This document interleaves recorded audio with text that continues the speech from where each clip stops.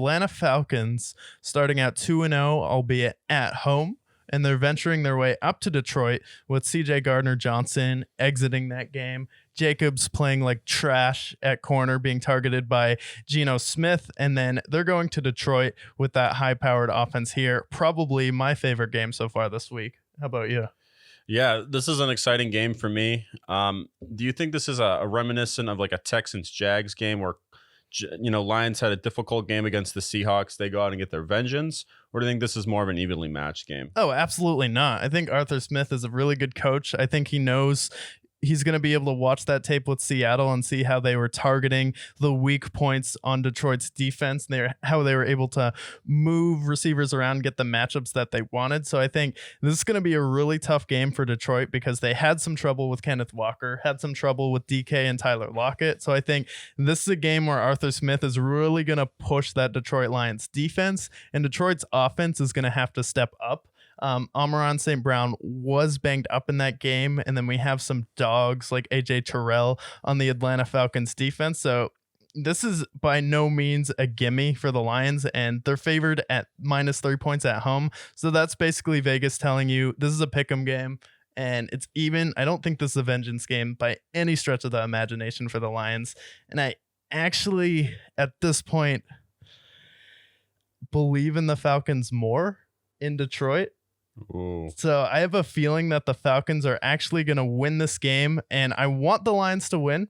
I want the roar to be restored. So this is almost a negative pick for me, where I'm going to pick the Falcons in hope that the Detroit Lions win and that I'm wrong. However, I've seen more from Desmond Ridder and Bijan Robinson. They look more explosive, and then Arthur Smith is a hell of a coach right now, and I just need to see more from Goff, because you got held down versus the Chiefs, and then you threw that ugly pick six and lost to the Seattle Seahawks. And I think this Falcons offense is honestly a little bit better than Seattle. Yeah, I think that this is a push game for me. I'm going to pick the Lions to win this game. I think that the roar will be slightly restored, although I don't like the injury to Amon-Ra. It looks like it was a calf injury. Yeah. So I'd like to think he'll come back and be effective for him. And I think this is a game where I expect them to implement Jahmyr Gibbs a little bit more than they have through the first 2 weeks. Yeah. I think he's the guy that they're going to need to lean on. Same with someone like a Sam Laporta. We've seen some nice things from him to start. I need them. This is another hurdle game for them. Seems like they have a lot of hurdles their way. I guess they're running cross country at this point. But they had the nice win against the Chiefs, and then this game against the Seahawks slipped away from them. I do think they win this game, but this is going to be a tough game. Could come down to a few plays in the fourth quarter.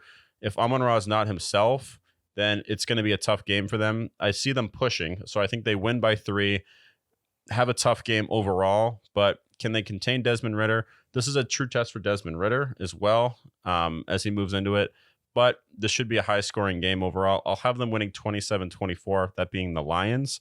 But This is definitely by no means this is a game that could actually go either way.